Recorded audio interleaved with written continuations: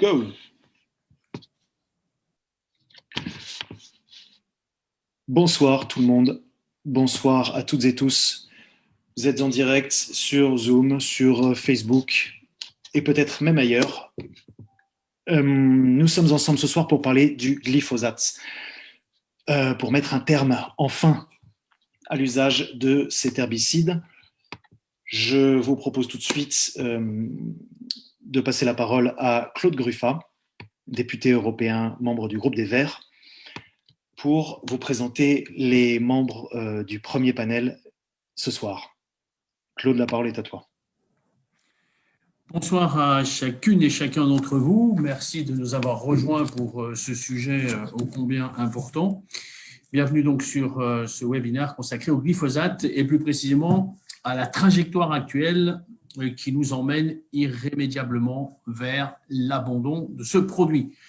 Peu de molécules auront autant fait parler d'elles ces dernières années. Cette attention, ces controverses passionnées sont en fait à la hauteur de la place centrale qu'elle occupe dans la boîte à outils des agriculteurs conventionnels actuels. Peu le savent, mais l'usage du glyphosate premier est celui de détergents capables de détartrer les chaudières et les canalisations. Vous voyez qu'on n'y va pas avec le dos de la cuillère, et c'est bien le souci. Le glyphosate est d'une redoutable efficacité, rien ne lui résiste, notamment les herbes accusées d'entraver le bon développement des cultures dans les champs. C'est pourquoi il est rapidement devenu le pesticide le plus vendu au monde et le chouchou des agriculteurs en particulier, bien sûr, séduit par son efficacité. Mais le revers de la médaille est terrible. Et ces dernières années auront été celles de la chute en disgrâce du glyphosate. Analysée individuellement, en laboratoire et avec un gros travail de lobbying de Monsanto, la molécule aura donné le change et sera parvenue à franchir les étapes de validation sanitaire. Mais en 2015, le Centre international de recherche sur le cancer, le CIRC, agence de l'Organisation mondiale de la santé, a classé le glyphosate comme cancérogène probable en l'étudiant non pas comme une molécule isolée, mais comme un coformulant de préparation plus complexe aux effets ravageurs sur la santé des humains et des écosystèmes. Depuis les langues se télient et les procédures fleurissent. De nombreux procès sont intentés et gagnés contre Monsanto aux USA, mais aussi en France, par des agriculteurs aux vies ruinées par les effets sur leur santé par le glyphosate. Et le 24 octobre 2017, le Parlement européen exigeait son abandon dans les 5 ans. Nos invités vont vous accompagner durant les 2 heures à venir pour évoquer 2 aspects de cette sortie. L'aspect réglementaire et juridique que nous évoquerons avec Corinne Lepage, ancienne ministre française de l'Environnement, ancienne députée européenne, et fondatrice de l'ONG Justice Pesticides, qui a réalisé une étude des procès liés au glyphosate, et Karl Bahr, conseiller pour le commerce et l'agriculture de l'Institut pour l'environnement de Munich.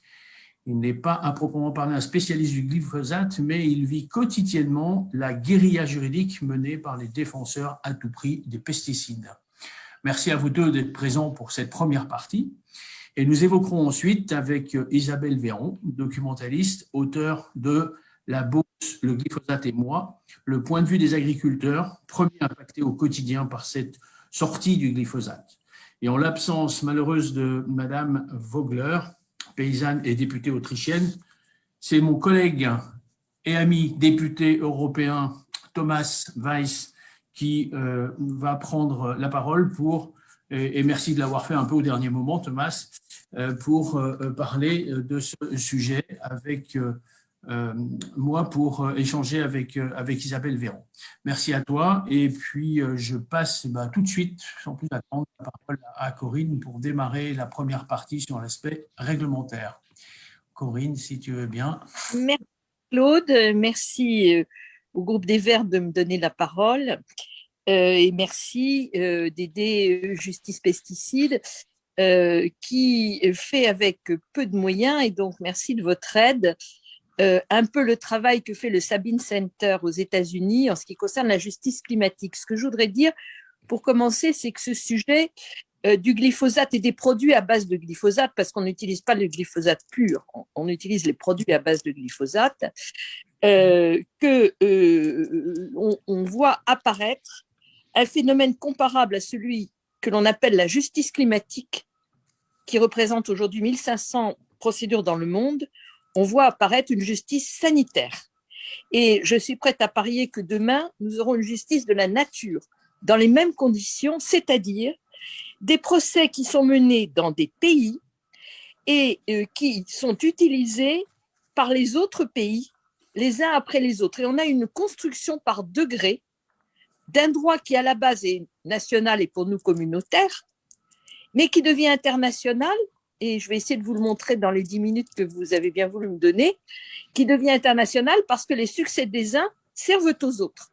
Et ce que nous avons voulu avec Justice Pesticides, c'est précisément mettre à disposition, gratuitement bien sûr, de la communauté internationale, ONG, victimes, mais autres citoyens, les décisions qui ont été rendues avec le lien avec les études scientifiques sur la base desquelles ils avaient été rendus. Et je vais essayer de vous faire un panorama très, très rapide, mais vous verrez dans la brochure qui a été élaborée par Arnaud Apothécaire avec quelques juristes, et je veux ici le remercier pour le travail formidable qu'il fait, vous verrez que les décisions sont en fait très nombreuses et concernent le monde entier. Comme pour le climat, c'est pareil. On est en face de quelque chose qui est vraiment nouveau, qui est la construction du droit par une forme d'alliance entre les citoyens et les juges, souvent contre les États, qui, eux, sont plutôt du côté des lobbies, de moins en moins, parce que vous verrez qu'il y a des États qui sortent directement des pesticides, et notamment du glyphosate. Alors, très rapidement, Cour de justice de l'Union européenne. Plusieurs décisions rendues, je ne les citerai pas toutes, je citerai celle qui me paraît la plus importante, c'est celle qui a été rendue le 1er octobre 2019 par la Cour de justice, qui était saisie par la voie d'une question préjudicielle posée par le tribunal correctionnel de Foix sur l'autorisation, sur le respect par la réglementation communautaire du principe de précaution. La question posée était celle de savoir si le règlement de base, qui est un règlement du 21 octobre 2009, qui réglemente les autorisations et de validation des principes actifs versus communautaire et des autorisations de mise sur le marché versus droit national, était conforme, ce règlement, au principe de précaution. Et la Cour de justice, elle dit, c'est parfaitement conforme. Mais elle explique pourquoi. Et quand on lit le pourquoi, ce qu'on en déduit, c'est que la manière dont les autorisations sont délivrées, tant au niveau communautaire pour les principes actifs, glyphosate, qu'au niveau national pour les autorisations de mise sur le marché, eh bien, ces conditions n'ont rien à voir avec ce que dit la Cour de justice sur la manière dont le règlement doit être appliqué. Alors, là aussi, je n'ai malheureusement pas le temps d'entrer dans les détails. Cet arrêt est vraiment très important parce qu'il fixe le cadre des études qui sont à prendre en considération et celles qui ne sont pas à prendre en considération, sur les études qui doivent être menées, en particulier sur l'impact cancérigène du produit, sur la transparence, sur toute une série de règles qui ne sont manifestement pas appliquées, et alors qu'on est en procédure de réévaluation du glyphosate pour 2022, il est clair que si ce qu'a dit la Cour était appliqué par la Commission, je ne vois pas comment une nouvelle autorisation pourrait être délivrée. Voilà, il y a eu d'autres décisions, mais celle-là, elle est vraiment fondamentale et elle sert dans toute l'Union. Ensuite, le juge français. Le juge français a rendu plusieurs décisions. Le Conseil d'État a ordonné en 2012, première décision qui a été rendue, de réexaminer une décision concernant le Roundup Express, et il y a une décision très importante du tribunal administratif de Lyon de janvier 2019 qui a annulé l'autorisation de mise sur le marché d'un Roundup Pro 360 au motif que l'ANSES, qui est donc en France l'organisme qui délivre les autorisations, avait commis une erreur manifeste d'appréciation dans l'évaluation du risque. C'est une décision qui a fait couler énormément d'encre, qui a entraîné plus ou moins la démission du comité de déontologie de l'ANSES, n'est-ce pas, qui est aujourd'hui frappé d'appel. Je pense que l'audience se tiendra dans les semaines qui viennent.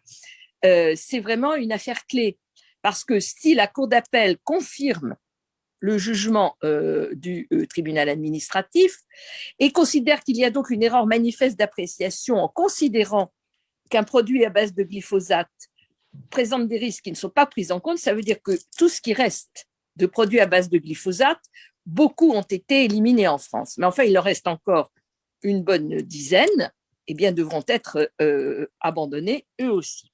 Il y a eu également en France un mouvement très puissant de la part des maires anti-pesticides qui ont pris une série d'arrêtés pour exiger des distances d'épandage suffisantes entre les habitations et les champs. Le Conseil d'État, alors nous avons eu quelques succès, nous avons eu des échecs. Le Conseil d'État a fini par siffler la fin de la récréation et de dire que les maires n'avaient aucune compétence pour fixer ce type de règles, même si l'État n'intervenait pas. Et c'est la raison pour laquelle une question prioritaire de constitutionnalité a été posée sur le point de savoir si on pouvait faire prévaloir des règles d'organisation des compétences, toi tu es compétent, moi je ne suis pas compétent, sur le droit à la santé et le principe de précaution qui sont de valeur constitutionnelle. Le tribunal de Montreuil nous a donné raison et donc on est devant le Conseil d'État en demandant la saisine du Conseil constitutionnel sur ce point-là précisément. Voilà. Donc ça, c'est quelque chose qui est tout à fait intéressant et la mobilisation des maires est très intéressante. J'ajoute que l'État français a pris des décisions en décembre 2019 pour, entre guillemets, réglementer, parce que c'est une fumisterie, les distances d'épandage, 5 mètres, 10 mètres ou 20 mètres pour les produits mortels. Entre nous soit dit, comment peut-on autoriser des produits mortels? Enfin bon. Et ils avaient en plus prévu que des chartes d'épandage pourraient permettre de ne même pas respecter ces règles. C'est ce principe-là que le Conseil constitutionnel vient de déclarer inconstitutionnel parce que la participation du public n'était pas faite dans des conditions régulières. En revanche, sur le principe même des distances, le Conseil constitutionnel ne s'est pas prononcé. Voilà, j'en dirai pas plus sur la France parce que j'ai beaucoup d'autres choses à vous dire sur les autres pays du monde. Alors, en ce qui concerne les pays européens, la justice pénale allemande et autrichienne a été saisie. Malheureusement, ça n'a pas marché. En Allemagne, les procureurs ont refusé d'instruire les plaintes qui avaient été dirigées pour fraude scientifique par Pan Action Network, Allemagne, pour fraude scientifique, et notamment contre le BFR, qui, comme vous le savez, est l'organe d'expertise qui, pour l'Europe, avait évalué le glyphosate la première et la deuxième fois. Mais le procureur a refusé d'ouvrir une information. En Autriche, l'affaire n'a pas été davantage jugée et des plaintes qui ont été déposées en France, en Italie et au Portugal n'ont pas davantage abouti sur tout ce qui était la fraude. En Belgique, un recours avait été introduit par une association belge devant le Conseil d'État contre un arrêté de gouvernement wallon de 2017 interdisant les produits phytopharmaceutiques en Wallonie. Les distributeurs de produits de protection ont évidemment se sont constitués partie civile contre. Et finalement, en janvier 21, donc c'est très récent, la juridiction a considéré que l'arrêté wallon était illégal parce qu'il interdisait le glyphosate de manière générale. Il n'empêche que d'autres pays ont interdit le glyphosate, je pense en particulier en Europe, au Luxembourg ou à l'Autriche qui veut le faire, et un certain nombre de pays l'ont dans les tuyaux, si je puis dire, notamment l'Allemagne pour 2023. Qu'est-ce qui se passe aux États-Unis? J'espère que je suis toujours dans mes temps. Je vais raccourcir encore, mais il y a beaucoup de choses à dire. Bon, aux États-Unis, il y a eu énormément de procès avec 3 enjeux. Le lien entre le glyphosate et le lymphome non-Hodgkinien, c'est-à-dire des maladies. du cancer, mais un cancer bien particulier qui est le LNH. Deuxièmement, la transparence dans l'information sur la dangerosité des herbicides. Et troisièmement, la transparence des entreprises et du régulateur sur les tests. Alors, il y a eu beaucoup d'affaires qui ont fait couler beaucoup d'encre, 125 000 requêtes quand même, hein, avec la première affaire qui a fait la jurisprudence, qui est l'affaire de Owen Johnson, dont on a beaucoup parlé, qui a donné lieu à la publication des Monsanto Papers, qui a servi au monde entier, hein, après.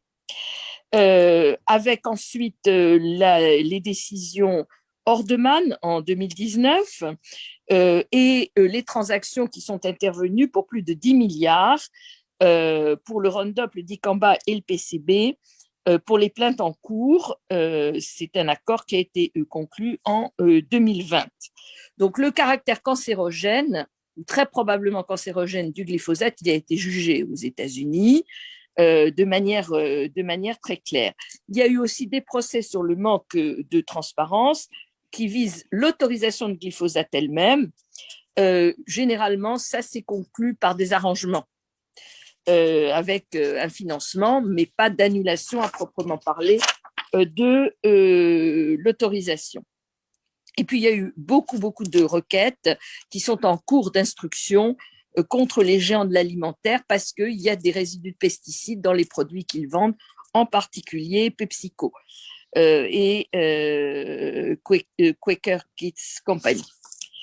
En Amérique latine, énormément de procédures. Alors, il y a eu évidemment l'arrivée de Bolsonaro au Brésil qui a entraîné un changement de cap quasiment au jour le jour de la Cour suprême qui voulait valider les interdictions et qui tout d'un coup a trouvé que c'était beaucoup trop important et que ça allait trop gêner l'activité économique.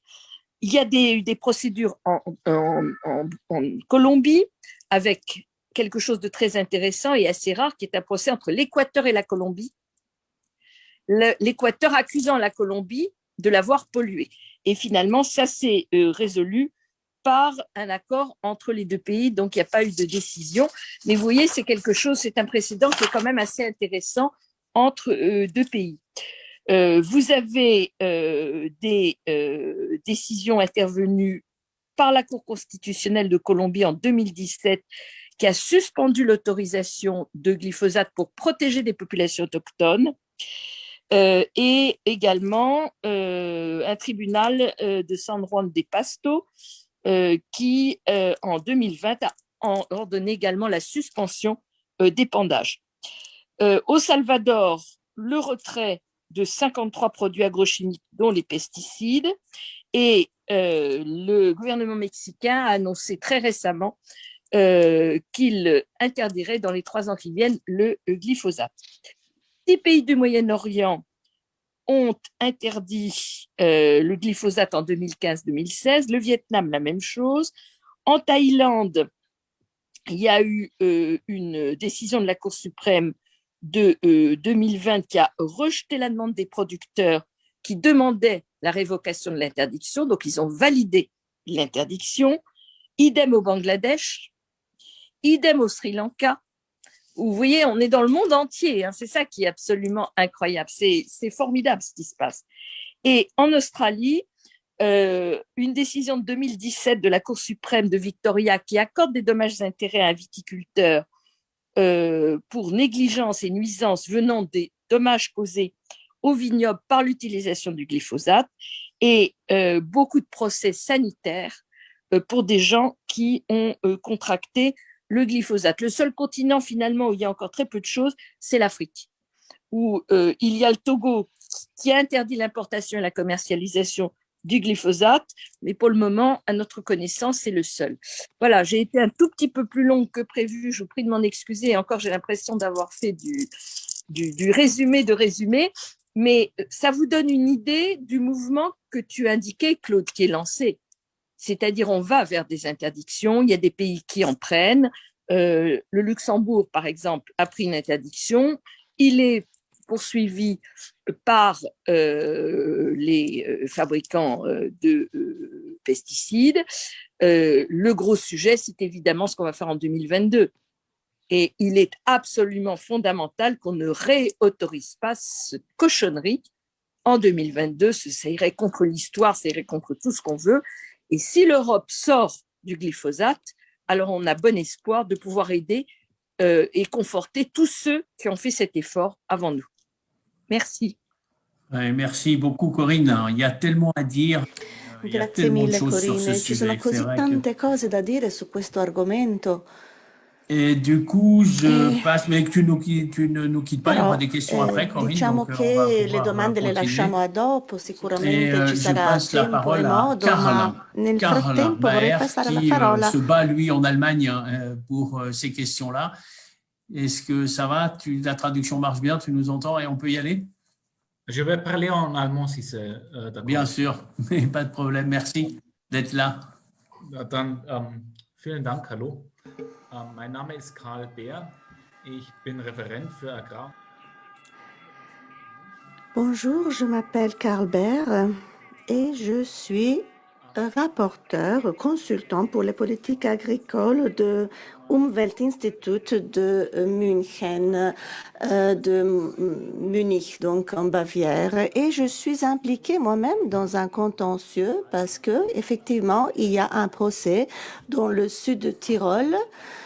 À Bozen, c'est la ville de Bolzano, une région à statut spécial en Italie, et c'est la région en Europe qui produit la plus grande quantité de pommes. C'est le premier producteur européen de pommes.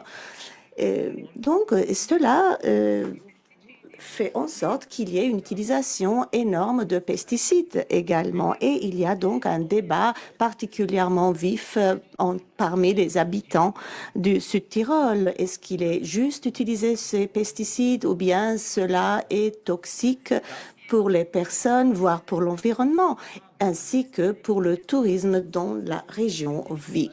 Au cours de ces 10 dernières années, et effectivement, ces débats ont continué. Il y a eu un pic en 2013 avec une publication et pratiquement tous les médecins, les vétérinaires, les pharmaciens et les pharmaciennes qui vivent dans la partie nord de cette région d'Italie qui ont écrit, qui ont manifesté leur inquiétude concernant l'utilisation de ces pesticides compte tenu des conséquences sur la population locale.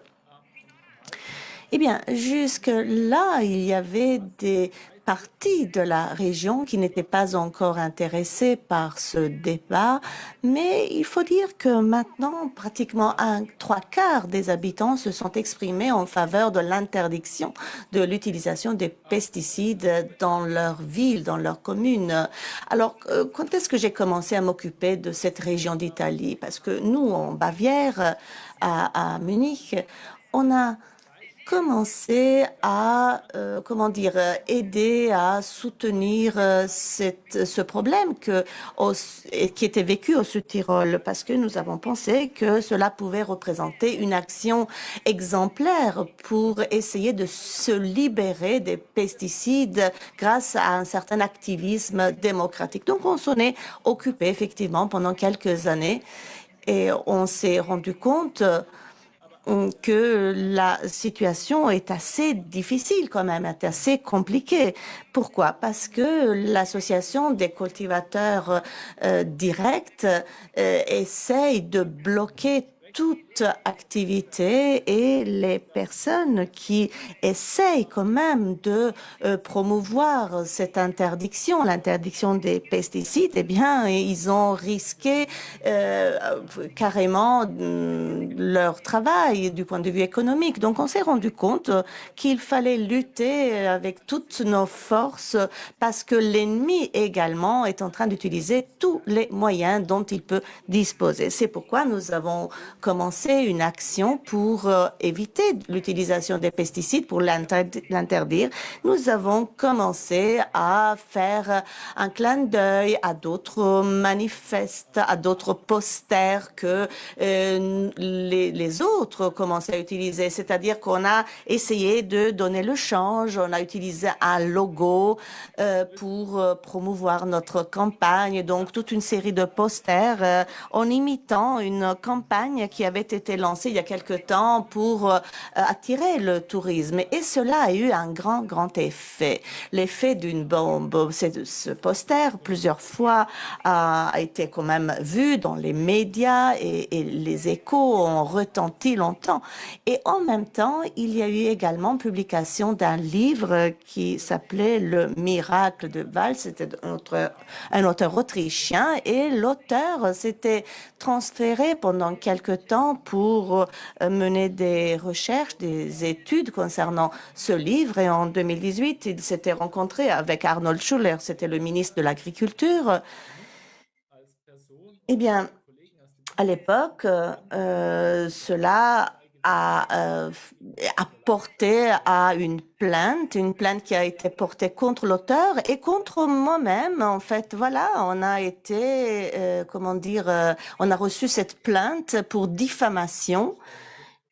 Et à l'époque, il faut dire que je ne me serais jamais imaginé d'être porté devant les tribunaux à cause d'une question de ce genre. D'ailleurs, un procès pénal. Et puis en septembre 2020, je me suis retrouvée face à la cour. C'était le premier rendez-vous dans ce contentieux pénal. Et Alexandre aussi avait été donc devant les tribunaux également.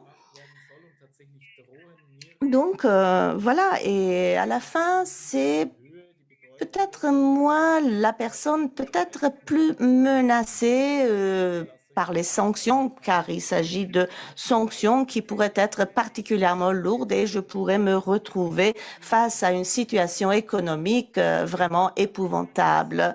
En très peu de temps, cela peut déjà se produire. Donc, en sachant qu'il y avait tout cela, et en 2020, nous avons entamé une nouvelle campagne. Nous avons donc essayé de parler de la liberté d'opinion, de l'agression contre la liberté d'opinion pour pouvoir parler et pour pouvoir faire retentir la situation dans toute l'Europe. Et nous avons reçu pas mal de solidarité de la part de députés européens, par exemple, et à l'occasion d'une de mes passage à la cour, devant la cour, il y a des membres du Parlement du Sud-Tyrol également se sont présentés. Le Parlement bavarois également était présent grâce à certains membres. Donc, le soutien moral était bien là. Maintenant, au bout de 6 mois, il faut dire que les choses ne se sont pas encore terminées, mais il a été dit que ces plaintes contre moi et contre Alexandre Faltz seront retirées. C'est ce qui a été annoncé, mais cela n'a pas encore été fait car cette information n'a pas eu de réaction particulièrement positive, faut-il dire. Même si cette plainte était retirée, je serais encore là pendant des années à être menée devant les tribunaux pour falsification présumée d'une marque, ce qui est absolument ridicule. Mais en Italie, il s'agit bien d'un crime. Donc, ça ne sera pas tellement simple de s'en libérer. Je crois que au cours des prochaines années, je vais devoir m'en occuper. C'est une stratégie qui est là et beaucoup d'entreprises ont recours à ce genre de stratagème. Ce sont des entrepreneurs corrompus qui agissent contre les activistes, contre les journalistes et même contre les scientifiques pour essayer de les faire taire. Eh bien, nous, en tant qu'ONG, nous appelons cela strategy, c'est un jeu de mots finalement. Slept, qui en anglais signifie gifle, car c'est une sorte de gifle que nous recevons. Et dans mon cas, j'ai été dénoncée par des milliers de personnes et par un gouvernement local également. Et cela arrive également d'être dénoncé par, je sais pas, les municipalités. Et c'est une agression sans proportion ou disproportionnée, si vous voulez, parce qu'il y a un déséquilibre dans les pouvoirs entre ceux qui accusent et ceux qui subissent les procès. Eh bien, très souvent, les personnes qui utilisent cette gifle, ce slap, eh bien, ces personnes qui agissent contre des activistes, contre par exemple les activistes pour les droits des homosexuels autrichiens, etc. Eh bien, sachez que le but de cette gifle est de essayer de garder occupé l'esprit des gens, essayer de les garder occupés, les obliger à se défendre, utiliser leur énergie, leur argent pour se défendre. Donc, la personne qui subit la gifle ne peut rien faire d'autre, car toute son énergie est déjà dans cette est déjà mis sur table pour contraster ces agressions. Donc, c'est très difficile de lancer une nouvelle campagne si telle est votre situation. Donc, voilà, nous voulons continuer à être actifs, nous voulons être présents, nous voulons montrer les problèmes qui existent, même si l'on risque de subir des procès, de subir des contentieux. Et le vice-président Jure ainsi que le comité au sein du Parlement européen sont déjà en train de travailler pour créer une nouvelle directive. Et j'espère que là, il y aura la majorité, et je n'en suis pas sûre, mais ça serait vraiment magnifique si dans le futur, on pouvait éviter ce genre de procès, ce genre de plainte. Eh bien, je ne suis pas le seul, bien évidemment, qui se trouve avec ce genre de problème. Nous l'avons entendu par Madame Lepage. Il y a énormément de procès contre des activistes qui s'expriment contre les pesticides dans le Haut-Adige, au Valérie Burat de l'association Alerte Toxique en France. Et eux aussi, ils ont pu retrouver des résidus de pesticides dans les sols agricoles ou les initiatives dans certains élevages en Autriche, ce qui souligne l'importance de la présence de pesticides dans les fourrages dans certaines régions d'Autriche. Donc, en matière de pesticides, Emmanuel, tu m'avais prié de m'exprimer quelque peu sur la situation électorale en Allemagne, justement en cette matière. Voilà. Eh bien, j'ai encore quelques minutes, donc je peux le faire. Et il y a quelques jours, les Verts et moi-même, je suis membre du Parti des Verts en Allemagne. Oui, si je peux t'arrêter juste une seconde. Là c'est super parce qu'on voit bien les deux faces de la judiciarisation, du combat judiciaire. D'un côté, le droit qui permet d'avancer dans notre bataille contre le glyphosate, et de l'autre, la réponse de nos adversaires, qui se fait également, hélas, et tu l'as tout à fait dit, tu n'es hélas pas le seul à être attaqué pour qu'on te fasse taire, la réponse également judiciaire pour faire taire les lanceurs d'alerte et les combattants anti-pesticides. Merci déjà à vous deux d'avoir permis d'établir ce tableau, parce qu'on a bien les deux faces, et évidemment, tout le monde ici sait bien que les Verts au Parlement européen sont aux avant-postes du combat pour faire progresser le droit contre les glyphosates. On est évidemment engagé dans ce combat contre le renouvellement du glyphosate en 2022, mais nous le sommes également pour défendre les lanceurs et les lanceuses d'alerte, pour défendre les gens qui dénoncent les méfaits ou les conséquences néfastes des pesticides et autres produits chimiques. La directive pour la protection des lanceurs d'alerte, elle a été faite à l'initiative du groupe des Verts au Parlement européen durant le mandat précédent. Et évidemment, comme tu l'as rappelé, nous poursuivons ce combat. Juste avant de passer au second panel, il est vrai que je voulais te poser une autre question, Karl, avec ton autre casquette, non plus du Umweltinstitut aus München, mais là, pour le coup, en tant que membre des Grünen en Allemagne. Il y a une grande actualité, évidemment, qui se présente à nous dans les mois qui viennent, c'est les élections fédérales en Allemagne en septembre prochain. Et dans le cadre de la campagne électorale, le parti dont tu es membre a adopté son programme vendredi dernier. Et dans ce programme, il se trouve qu'il y a l'interdiction, la fin de l'usage du glyphosate, pour, tu peux nous en dire plus, pour 2022 ? Pour le mandat à venir. Sofort.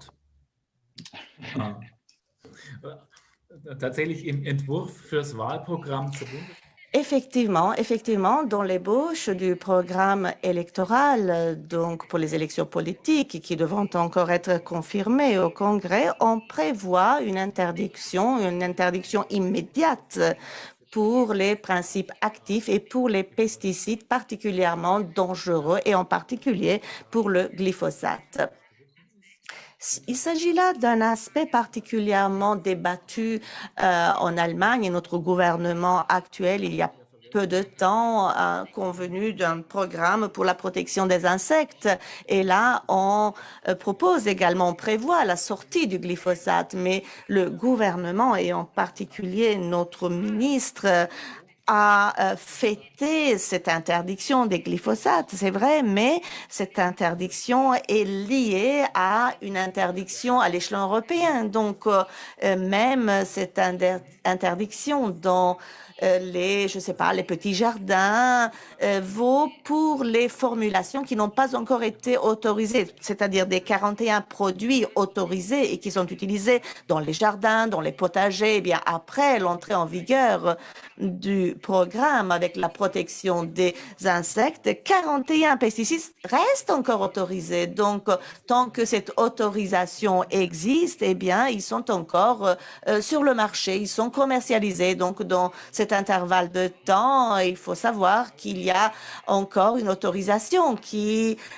concerne les principes actifs, et cela, c'est au niveau de l'Union européenne. Nous avons essayé de pousser les uns et les autres pour qu'ils puissent s'exprimer. On a essayé de demander ce que l'Allemagne va faire si en 2022, à Bruxelles, on décidera du renouvellement de la mise sur le marché, du glyphosate. Et jusqu'à maintenant, ils ne se sont pas exprimés. On a posé cette question plusieurs fois, maintes fois. Mais ce que je formule comme hypothèse, c'est que si nous allons faire part du gouvernement en tant que Verts en Allemagne, nous allons essayer d'empêcher l'utilisation dans l'immédiat de certaines substances. À chaque fois que cela sera possible, nous allons essayer de faire entendre notre voix, et ainsi que au niveau de l'Union européenne, comme la France a fait, Malte et la Grèce aussi. Et je voudrais également rappeler qu'à l'époque, notre ministre Schmidt s'était exprimé de manière contraire à un accord, c'est-à-dire contraire à ce que Bruxelles disait. Donc, de cette manière, il a épargné à la Commission la prise de décision. C'était un scandale, c'était vraiment catastrophique. Et enfin, ce que je pense, c'est que l'on ne peut pas parler toujours des principes actifs individuels. Il faut considérer le système agricole comme quelque chose de global. Les champs, les sols sont interconnectés. Nous nous occupons de bien de principes actifs, et dans mon institut, je n'ai pas encore trouvé de principe actif qui n'a pas de retombées nocives pour les organismes aquatiques, pour les êtres humains, ou ce sont les insectes qui sont ciblés, ou bien ça se diffuse dans les airs ou dans l'eau. Eh bien, on doit modifier tout cela. On a besoin de la transition agricole. C'est pourquoi je souligne l'importance de l'initiative civique de l'Union européenne pour sauver les abeilles, les agriculteurs, avec des collègues d'autres pays comme Global 2000, par exemple, en Autriche, qui participent à ce genre d'initiative, ou François Verretz également en France. Et j'avais dit aussi avec Emmanuel que j'aurais pu mettre un lien dans notre chat parce que, en fait, ce que nous demandons, c'est une sortie totale des pesticides au niveau de toute l'Europe, de toute l'Union européenne. Super, merci beaucoup, Karl. Écoute, sitôt dit, sitôt fait, le lien est disponible dans le chat à l'instant où tu viens de le dire. Évidemment, nous invitons tout le monde à soutenir encore cette initiative citoyenne européenne qui est en cours, qui est disponible jusqu'au mois de juin prochain, qui a déjà dépassé la barre des 500 000 signatures. Et puisque nous sommes en plein dans la semaine pour les alternatives aux pesticides, la Pesticide Action Week, parrainé par Pan Europe, puisque c'est le printemps également, puisque les abeilles font leur apparition, on vous prie toutes et tous, évidemment, de signer cette pétition afin qu'elle puisse donner lieu à un vrai traitement politique au niveau européen. C'est en tout cas ce que nous souhaitons au niveau du groupe des Verts. Merci beaucoup, Madame Lepage. Merci, Karl Beer. Ce que je vous propose, c'est que nous passions au deuxième panel. Et justement, le dernier mot de Karl Beer a permis de faire une excellente transition vers le deuxième panel. Puisque, en fait, le combat juridique, c'est une chose, mais évidemment que les écologistes sont avant tout des gens empreints de réalisme, avant tout des gens ancrés dans la réalité. Et c'est bien pour ça que nous sommes écologistes, c'est parce que nous sommes dans le réel et que le réel nous inquiète, mais que, évidemment, nous ne sommes pas de doux rêveurs. Nous savons bien qu'il faut faire avec ce qu'on a. Nous souhaitons la sortie du glyphosate, mais ça ne se fera pas en un claquement de doigts, évidemment. Aujourd'hui, avec nous, pour ce panel, nous avons Isabelle Véron, qui est documentariste, journaliste et autrice de l'excellent documentaire La Beauce, le glyphosate et moi, diffusé il y a 1 mois et demi, si mes souvenirs sont bons, sur Public Sénat en France, et dont nous allons passer un petit extrait tout de suite, et Thomas Weitz, qui est paysan, agriculteur, président des Verts européens et membre du groupe Vert au Parlement européen, autrichien, et qui pourra à la fois nous parler de son retour d'expérience lui-même et de rappeler évidemment les grandes lignes des positions du groupe Vert au Parlement européen dans ce combat. Mais ce que je vous propose, avant tout, c'est de regarder un court extrait de 5 minutes du film de Madame Véron. Antoine, si tu peux lancer ça.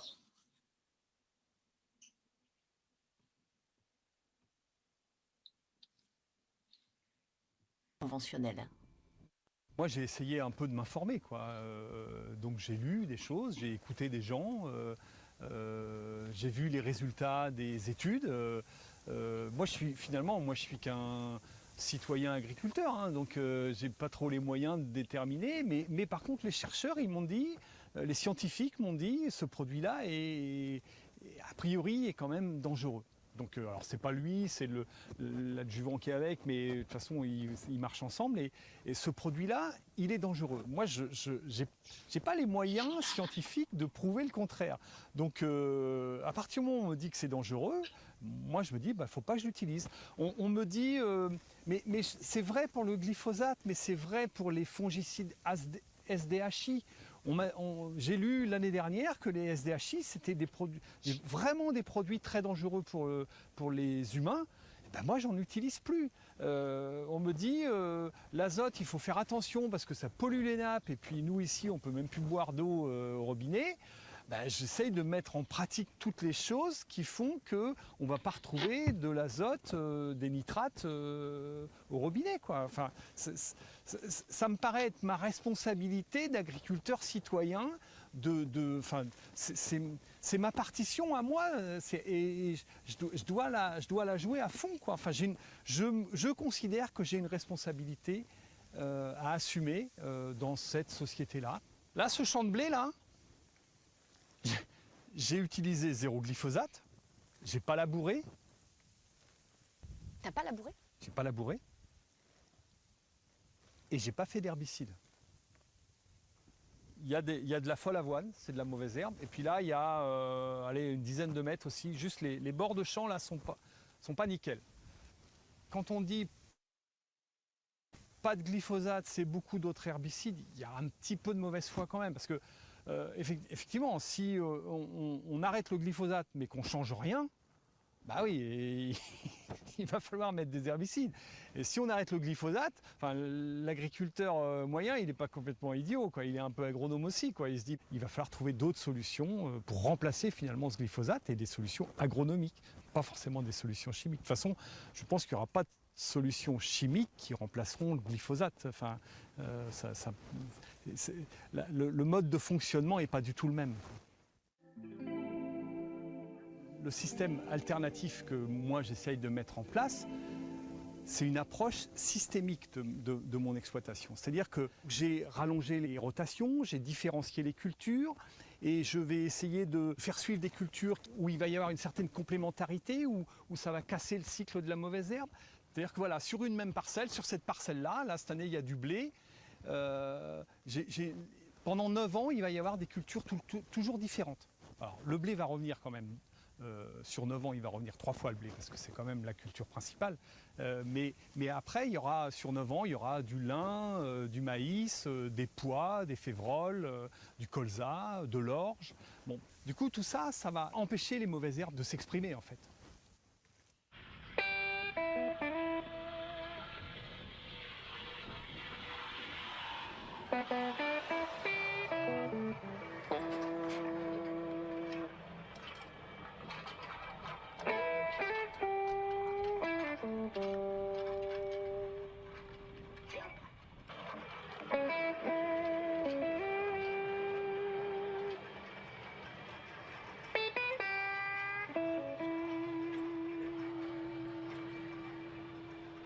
Je suis ferme défi. Donc le challenge des fermes défi, c'était de démontrer qu'on pouvait être aussi compétitif en réduisant de 50% l'utilisation des produits phytosanitaires, dont le glyphosate. Ça fait 12 ans qu'on fait ça. Je compare tous les ans, et puis j'y tiens parce que je veux être sûr de rester dans le vrai. Je compare avec mes collègues agriculteurs, avec les comptes du centre de gestion, donc il n'y a pas moyen de tricher. Et je suis toujours pareil en termes de compétitivité, j'ai les mêmes marges à l'hectare. Parce que ça te coûte moins en produits. Mais parce que j'ai un peu moins de rendement, mais j'ai moins de produits phytosanitaires, j'ai moins de coûts de production. Donc la marge au bout, c'est voilà, hein, c'est le produit moins les charges. Et ben, au bout du compte, c'est pareil. J'ai un peu moins de produits, mais j'ai un peu moins de charges. La marge est bonne. Et tes collègues qui sont autour de toi, qu'est-ce qu'ils pensent de ton discours? Le discours que j'entends assez régulièrement, c'est très bien, c'est vachement bien ce que tu fais. Par contre, moi, chez moi, je ne pourrais pas parce que j'ai des trop mauvaises terres. Et puis l'autre, il va me dire, moi, je ne peux pas parce que j'ai des trop bonnes terres, j'ai un trop gros potentiel, donc je ne pourrais pas faire ça. Et finalement, tout le monde a plein de bonnes raisons pour ne pas faire.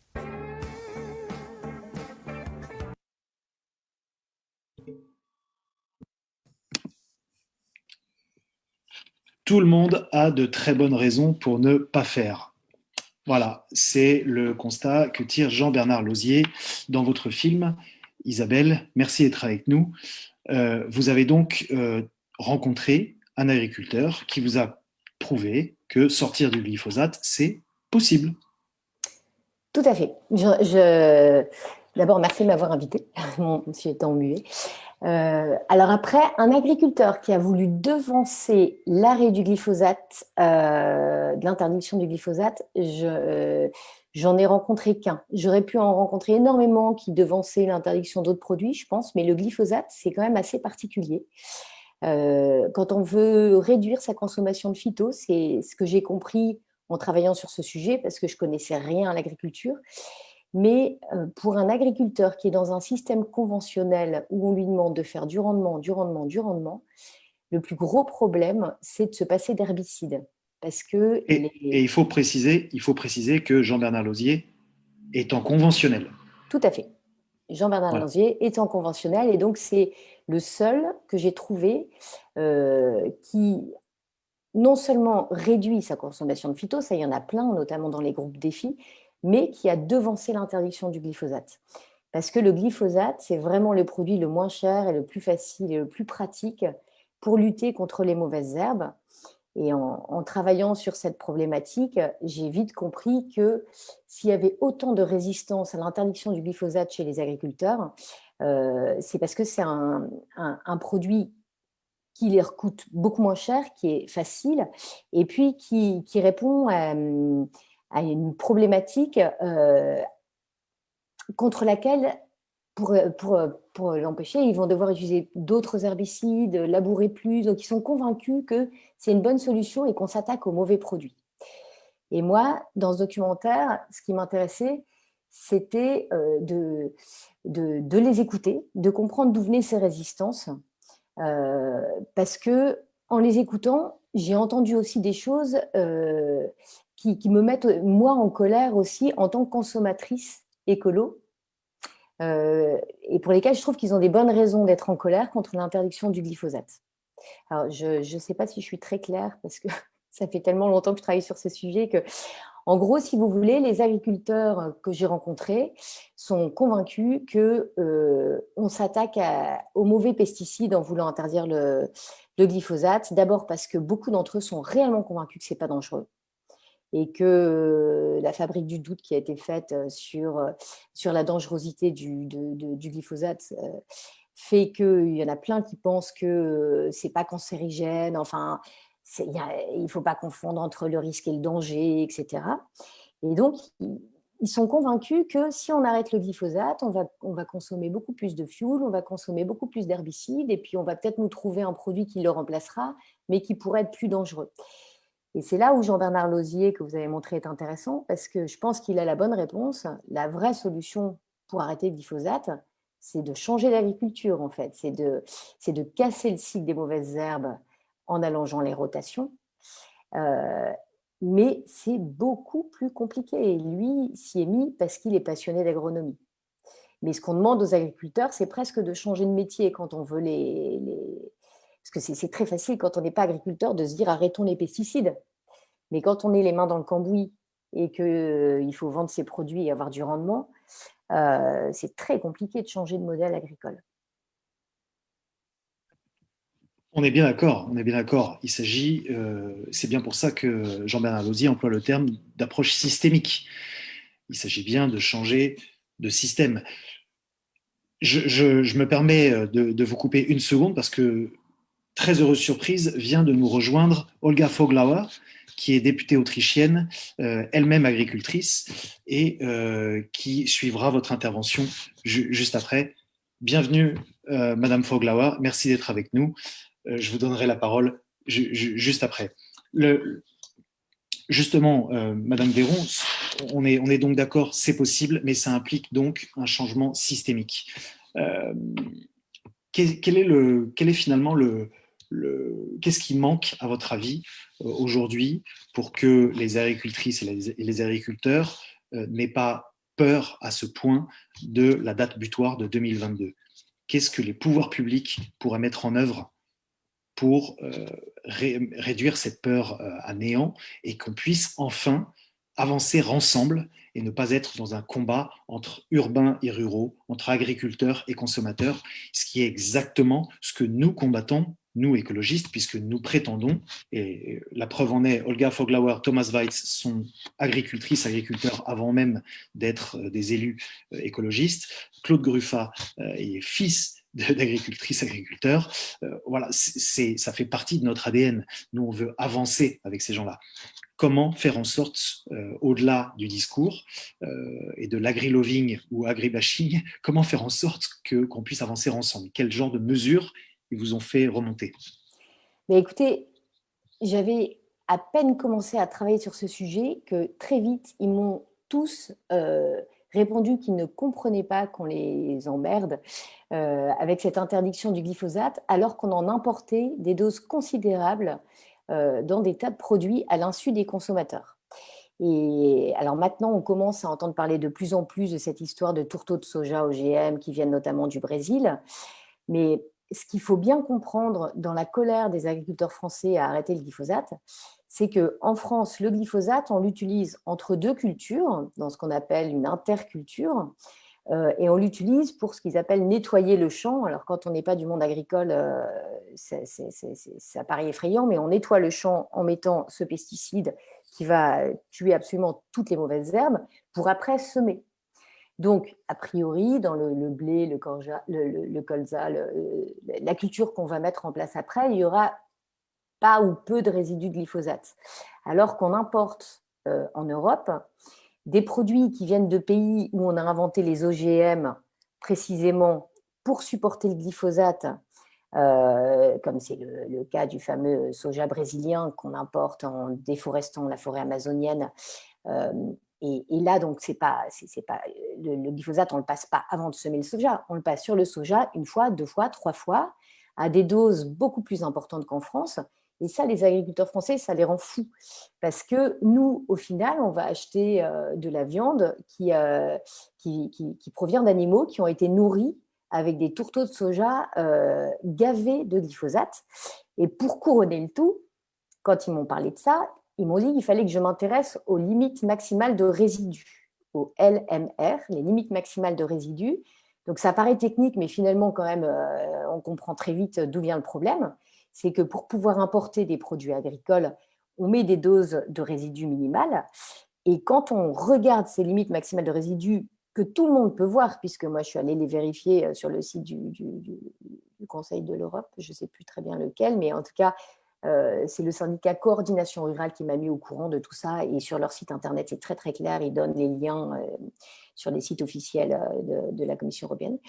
Et en fait, d'une manière absolument incompréhensible, on trouve des produits comme les graines de soja ou les lentilles ou le blé dur, donc certains produits pour lesquels on utilise du glyphosate sur la culture, pour lesquels les limites maximales de résidus, qui sont par exemple de 0,1 nanogramme par kilo de matière pour le sarrasin, passent à 20 nanogrammes par kilo de matière. Donc, ils sont multipliés par 200.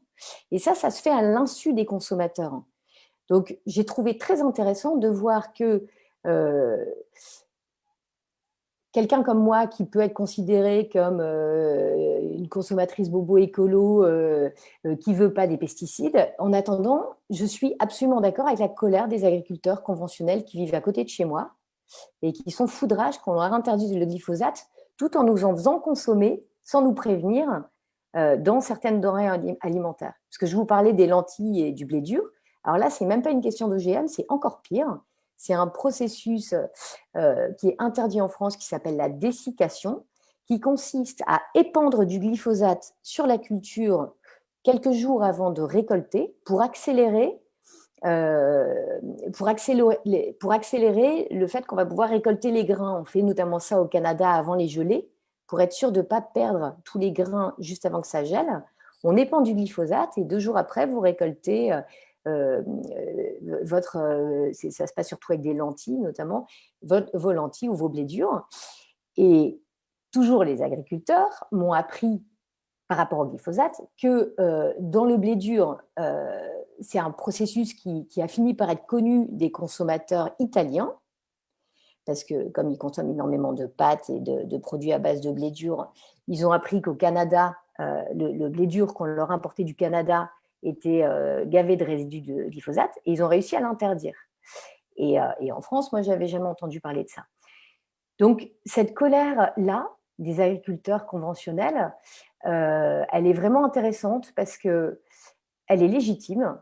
Et si on y répond, et ça peut se passer qu'au niveau européen, à moins peut-être d'arriver à mettre en place des clauses miroirs, mais pour moi, c'est la base du problème. Si on veut interdire des pesticides dans un quelconque pays européen, il faut forcément rabaisser au minimum les limites maximales de résidus de ce pesticide sur les produits qu'on va importer. Et puis, si jamais, je ne suis pas totalement révolutionnaire, je sais bien qu'on a des accords commerciaux qu'on ne peut pas déchirer, mais si jamais on ne peut pas encore tout à fait toucher à ces accords commerciaux, au moins qu'on informe le consommateur par un étiquetage vraiment clair, du style « ce produit a été réalisé par des pesticides interdits en Europe ». Et comme ça, le consommateur comprendra pourquoi ces lentilles-là, elles lui coûtent 1 euro le kilo, alors que les lentilles d'à côté qui sont produites dans son pays, elles coûtent 3 fois plus cher. Parce que la grande défense des agriculteurs, c'est toujours ça aussi, c'est de dire, bah oui, mais bon, les gens ne sont pas prêts à mettre de l'argent dans l'agriculture, il faut bien proposer des produits pas chers, il faut bien nourrir tout le monde. Sauf qu'il y a tellement peu de transparence sur la manière dont est faite l'alimentation que nous, citoyens, consommateurs, il faut qu'on récupère ce pouvoir-là de savoir ce qu'on achète en toute conscience. Et ça, je pense que ça passe par la politique européenne. Et je pense que c'est vraiment essentiel qu'on ne peut pas retirer des pesticides un à un aux agriculteurs tout en les important de manière insidieuse par des produits à cause de clauses commerciales sur lesquelles ils sont forcément perdants. Ce n'est pas possible. Ça ne peut pas marcher. Merci beaucoup, Isabelle. Je me permets, avant de passer la parole à Olga Foglawa, puis à Thomas Weitz, je me permets de répondre simplement à Monsieur Philippe Noyau, qui nous a envoyé un message dans le chat, qui nous dit « Je suis un agriculteur modéré, nous cultivons 10 cultures différentes, avons planté 4000 arbres en 30 ans, avons un rucher sur l'exploitation. Nos sols sont de type limon hydromorphe lessivé. Nous installons régulièrement des couverts végétaux avec des légumineuses. Le non-labour nous a permis de restaurer ils sont vivants avec beaucoup de vers de terre. Le glyphosate utilisé en complément des outils. La seule vraie solution est la charrue. Je regrette que ce débat soit très orienté sans échange possible. Monsieur Noyau, rassurez-vous, l'échange est possible. Vous aurez la parole d'ici quelques minutes si vous la désirez pour poser une question. Isabelle, vous vouliez dire un dernier mot.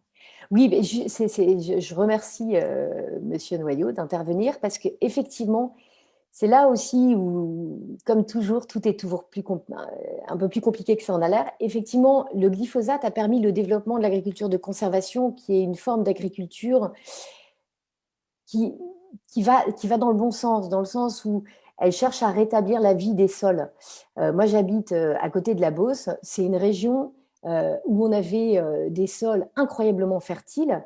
Et en l'espace de quelques décennies, à force de labourer, de mettre des engrais chimiques, parce que des engrais, c'est aussi un vrai problème, ce n'est pas la question, mais c'est un vrai problème.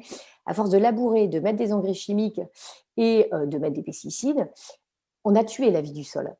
Et effectivement, l'agriculture de conservation qui laisse un couvert végétal sur le sol permet de redonner un peu de vie. Et pour l'instant, a priori, le glyphosate est la seule solution pour réussir à détruire ce couvert avant de semer en continuant à avoir une sorte de couvert végétal. Alors, moi, ce qui me gêne avec la défense du glyphosate pour l'agriculture de conservation, c'est qu'il y a quand même quelques solutions avec les rouleaux FACA, mais je ne vais pas rentrer dans la technique. En plus, je ne me permettrai pas de le faire. Je ne suis pas agricultrice. Je sais que c'est compliqué. C'est hyper compliqué. Donc, ça dépend de la météo, ça dépend de plein de trucs. Mais il y a quand même quelques solutions alternatives avec des rouleaux qui permettent de broyer plutôt que de passer du glyphosate. Mais surtout, ce que j'ai trouvé vraiment terrifiant en travaillant sur le glyphosate, c'est que très vite, l'agriculture de conservation, on m'en a parlé et on m'a expliqué que le glyphosate, ça ne tue pas les vers de terre. J'ai rencontré un agriculteur qui fait ça depuis 20 ans. Il m'a dit « j'ai plus de vers de terre que tous mes voisins, donc ça prouve bien que le glyphosate, ce n'est pas dangereux ». Mais là, quand même, moi, j'ai beau ne pas être scientifique, pour moi, la vie du sol, ce n'est pas que les vers de terre, d'une part. Et d'autre part, ce qui est terrifiant, c'est que j'ai cherché cette info. J'ai cherché à savoir quel était l'impact réel du glyphosate sur la vie du sol. Et je ne l'ai pas trouvé, alors qu'on parle de l'herbicide, du pesticide le plus vendu dans le monde depuis 40 ans. C'est hyper dur de trouver une info très claire sur l'impact de la vie du sol, parce que la vie du sol, c'est tellement compliqué. C'est tellement compliqué au niveau des bactéries. Donc, moi, je suis désolée, Monsieur Noyau, je suis convaincue que vous faites au mieux, mais j'ai du mal à croire que le glyphosate n'a absolument aucun impact sur la vie de tous les éléments vivants qui composent le sol. Je veux bien croire que ce n'est pas le pire, mais je pense que on joue aux apprentis sorciers à force de mettre des tas de produits. Et je veux bien croire que le glyphosate, ce n'est pas le premier qu'on devrait arrêter, mais on voit bien avec les plans éco-phyto qu'on a mis en place en France que si on ne met pas une interdiction claire et nette, ça ne va pas bouger. Mais par contre, il ne faut pas la faire au détriment des agriculteurs. Et donc, si on interdit le glyphosate, on met les limites maximales de résidus de glyphosate de tous les produits qu'on importe au minimum du minimum. Et là, on va relancer des filières. Et là, on va permettre aux agriculteurs de tirer leur épingle du jeu. Mais l'agriculture va coûter plus cher.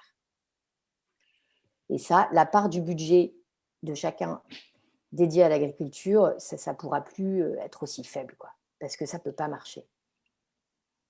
Pour rappel sur ces limites maximales de résidus de pesticides, il y a moins d'un an, en avril 2020, alors que la crise du Covid explosait, nous explosait en pleine face, il y a eu une tentative de la Commission européenne de rehausser ces limites maximales de résidus et le Parlement européen s'y est opposé grâce au groupe vert.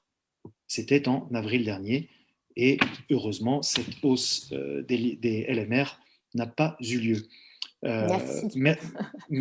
Merci beaucoup Isabelle Véron. Je me permets c'est une surprise, Olga Foglauer ne devait pas être avec nous et finalement elle est avec nous.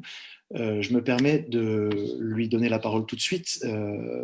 Madame Foglauer, vous êtes agricultrice vous-même, vous êtes députée au Parlement autrichien, membre du groupe des Verts. Comment on fait quand on est agricultrice et députée pour avoir un avis tranché sur le glyphosate aujourd'hui?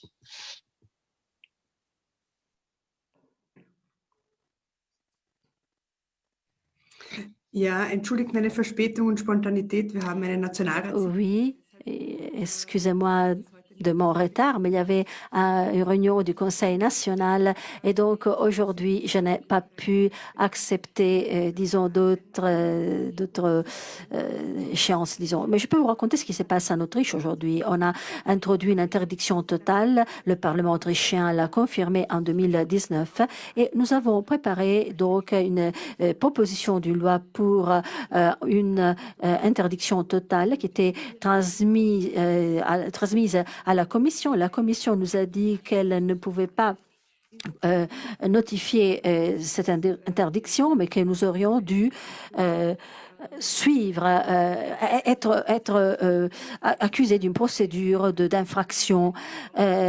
Donc, nous, avec les Verts, nous sommes réunis pour voir un petit peu ce qu'on pouvait faire dans ce contexte, le contexte de l'Europe. Donc, nous sommes en train de préparer un document pour une interdiction partielle, qui devra faire l'objet d'un autre débat au Parlement. Il s'agira d'une interdiction partielle qui prend en compte tous les aspects les plus sensibles, c'est-à-dire les résidences pour les personnes âgées, les hôpitaux, les crèches. Nous allons donc essayer d'interdire l'utilisation des glyphosates un petit peu partout et également pour les particuliers, par exemple, notamment dans les exploitations agricoles qui ont des reventes. Donc, il n'y aura plus la possibilité donc de vendre les glyphosates, mais le glyphosate ne pourra être acheté que par des utilisateurs professionnels. Dans l'agriculture, nous avons réussi à empêcher le traitement des mauvaises herbes parce que en Autriche le séchage est interdit. Je crois qu'Isabelle doit déjà en avoir parlé. C'était déjà il y avait déjà une interdiction en Autriche, mais c'était admis jusqu'à un certain moment avant la récolte. Et c'est là afin d'éliminer totalement, complètement les mauvaises herbes.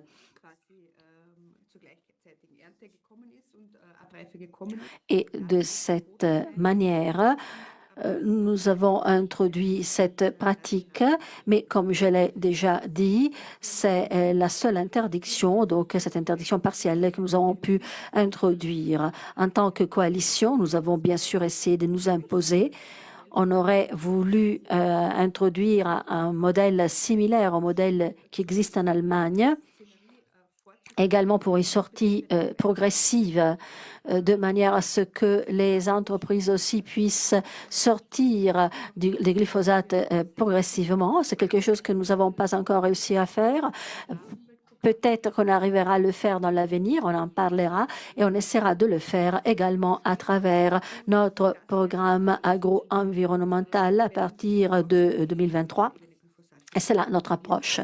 Si, bien sûr, il ne va pas y avoir une interdiction à partir du 2022 du côté de l'Union européenne. Pour les entreprises, bien sûr, l'exploitation, c'est quelque chose de difficile. Il y a pas mal d'exploitations qui reposent sur cela. Le fait de accepter une interdiction sur les cultivars et sur les champs, c'est difficile pour eux, mais nous savons, sur la base de la pratique agricole, que nous allons avoir des très nombreuses possibilités pour renoncer au glyphosate ainsi qu'à d'autres herbicides qui sont utilisés. Et c'est là, grâce au labour, parce que si on ne laboure pas, il y a d'autres possibilités, des multiples possibilités. C'est pour ce qui concerne l'Autriche à l'état actuel, pour cette interdiction partielle qui devrait être décidée fin juin. Merci infiniment, Madame Foglauer, de nous avoir rejoints. Vous avez bon espoir que ça arrive ?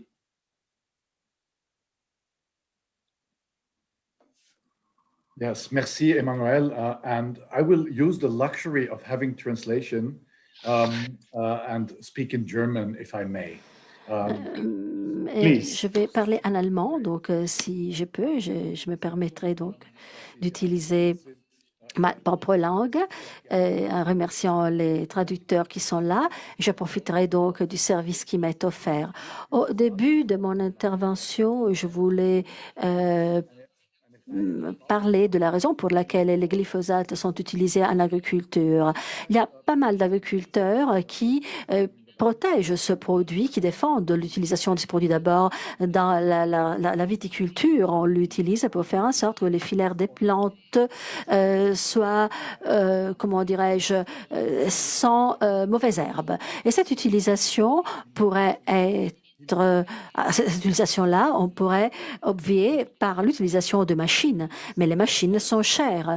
Les tracteurs, bien sûr, peuvent traverser les vignobles plus doucement, il doit faire des allers-retours, alors que si on passe de l'herbicide, on peut aller plus vite avec le tracteur, avoir un seul passage. Donc, renoncer au glyphosate veut dire avoir plus de machines et mettre le double du temps aussi dans les champs et dans les vignobles. Et il y a le coût aussi de la production. Il faut comprendre l'exploitation, jusqu'à quel point elle est grande si l'agriculteur a le temps de faire tout cela. Et donc, c'est la raison pour laquelle on utilise souvent les glyphosates dans ces situations. Mais le problème le plus grand, c'est le glyphosate sur les surfaces ou les superficies étendues et non pas, disons, par exemple, les vignobles. En Europe, nous cultivons peu de cultivars qui sont modifiés génétiquement, très peu de ce type. Nous préparons le terrain pour les semences. Et ce qui m'a étonné dans ce film, c'est que ce monsieur disait qu'il fait des économies parce qu'il ne paye pas l'argent pour le glyphosate. C'est vrai, il ne paye pas l'argent pour acheter des pesticides, mais il doit mettre plus de temps et donc plus d'engagement dans son travail. Avec le glyphosate, on peut réglementer un petit peu la croissance des herbes. On a vu dans la vidéo, dans le film, les machines qui labourent la terre et qui causent, donc provoquent la mort des mauvaises herbes. Mais comme je viens de vous dire, dans un système alternatif, eh bien, il faudrait s'organiser différemment. Il faudrait 2 voire 3 passages, ce qui comporte plus d'engagement, c'est-à-dire plus de temps, et ce qui signifie coût également. Et les délais changent. Et si nous avons une exploitation agricole particulièrement grande, eh bien, c'est un grand investissement de temps. Et donc, on peut effectivement utiliser des machines et donc travailler et avec de la mécanique, mais si nos champs sont vraiment très étendus et dans certains pays, les champs sont particulièrement grands, pensez aux États-Unis par exemple. Donc, certains agriculteurs choisissent d'utiliser la chimie et donc ils vont tous les jours sur les champs pour faire leur travail. Donc, c'est une question liée également à la taille. Vous comprenez? Donc, le glyphosate, c'est l'herbicide le plus vendu au niveau mondial parce que cela est vendu avec des espèces OGM. Donc, 90% des semences sont des espèces Roundup, des cultivars qui survivent aux herbicides. Ce qui est important pour les agriculteurs, c'est évident parce que c'est comme ça que les agriculteurs peuvent utiliser le glyphosate et comme ça se libérer des mauvaises herbes et ils utilisent ensuite des plantes complètement OGM. Mais on a des exemples du Canada, par exemple, et c'est là qu'il y a des mauvaises herbes que l'on appelle les super mauvaises herbes. Ils ont développé la résistance contre les glyphosates et donc chaque année, il faudra ajouter encore plus de glyphosate pour essayer d'éliminer ces adventices, ces mauvaises herbes. Mais à un certain moment, il n'y aura plus aucune efficacité et par conséquent, les agriculteurs conventionnels commencent à utiliser des moyens mécaniques pour éliminer les mauvaises herbes parce que les herbicides ne marchent plus. Et donc, vous voyez, c'est une stratégie particulièrement myope, c'est l'utilisation des herbicides. Mais maintenant, je voudrais revenir aux interdictions. Et quelles sont les possibilités possibles? L'utilisation du glyphosate n'est pas un problème uniquement pour l'agriculture, mais on utilise énormément de glyphosate également le long des voies ferrées, par exemple, pour gérer les bordures des autoroutes, pour libérer ces bordures des mauvaises herbes. Donc, au lieu de simplement couper l'herbe, on met ces herbicides. Et on utilise également ces herbicides dans des surfaces à pelouse, dans les villes, par exemple. Donc, tous ceux qui sont actifs politiquement actifs à l'échelon local, national, ils ont la possibilité, grâce à l'administration publique, de réduire massivement l'utilisation du glyphosate. Et bien voilà, et cela fait partie des compétences des maires et des pays également. Donc c'est quelque chose que l'on peut faire. Donc l'autorisation du principe actif, la validation doit être résolue au niveau européen. Et c'est EFSA qui le fait avec le BFR pour l'Allemagne, qui a déjà été mentionné, et c'est l'institution européenne, c'est l'EFSA qui est chargée de cette procédure. Donc, c'est les glyphosates, les produits qui sont validés, ou plutôt ce sont les principes actifs qui sont validés, et ensuite, il y a des produits qui sont créés. Il y a des produits qui sont beaucoup plus dangereux que le glyphosate. Donc, il faut se poser la question, pourquoi ces produits qui sont beaucoup plus dangereux, beaucoup plus toxiques ne suivent pas une procédure de validation au niveau européen. Cela ne se fait pas pour l'instant, mais ça doit changer. Donc l'autorisation des formulations, etc., et qui sont vendues, c'est quelque chose qui est national. Donc tous les États membres ont la possibilité, auraient la possibilité, non pas d'empêcher le principe actif du glyphosate, parce que c'est autorisé au niveau européen, mais tous les produits qui contiennent du glyphosate. Et donc ces produits-là pourrait être interdit au niveau national. Bien sûr, après, il y aurait aussi une sorte de contrebande de glyphosate, mais cela ne doit pas nous empêcher d'être courageux et d'essayer d'éliminer le plus tôt possible le maximum de glyphosate possible. Maintenant, pour ce qui est de l'échelon européen, il y a eu une commission d'enquête sur les autorisations, sur toutes les procédures pour les principes actifs et pour les glyphosates aussi. Et donc, c'est un sujet qui a été abordé juste avant les dernières élections européennes. Et nous avons collecté des preuves. Et l'industrie même a chargé les organisations différentes de mener des études. EFSA même, qui est responsable de la sécurité des aliments, en fait, ne fait pas d'études, ne mène pas d'études, mais que font-ils? Ils collectent les études qui sont menées par Bayer, par Monsanto, et c'est la société qui peut sélectionner quelles études elle souhaite présenter. Peut-être qu'il y a 20 études, eh bien, ils vont choisir les 10 études où on ne voit pas la cancérogénité, et donc ils vont présenter uniquement les études qui ne sont pas particulièrement dramatiques. Donc, il faut vraiment se demander si c'est une bonne procédure. La commission d'enquête a répondu par le non et a demandé des modifications, des améliorations. Toutes les études doivent être introduites dans un registre et toutes les études qui feront partie de ce registre doivent être annexées à la procédure. Donc, on ne pourra plus les laisser de côté. Au niveau européen, nous allons essayer vraiment de faire de notre mieux afin d'éviter ce genre de remise à plus tard, de la validation. On a déjà entendu parler des études, on a entendu parler des procédures, on a entendu parler des cas, des procès et des jugements. Il y a un grand nombre de jugements qui condamnent Monsanto avec des dommages et intérêts qui sont demandés. Donc, on a démontré que le glyphosate est cancérogène, qui peut être considéré cancérogène. Et il y a énormément de jugements dans ce sens qui éclaircissent, qui clarifient cet état de choses. Et donc, je ne comprends pas comment peut-on arriver à une nouvelle autorisation de mise sur le marché, surtout l'Institut allemand qui avait été chargé dans la phase où Bayer avait racheté pour Monsanto pour un grand nombre de milliards d'euros, vous le savez. Et donc, nous savons bien que leurs intérêts auraient été bien représentés en Allemagne. Nous le savions très bien.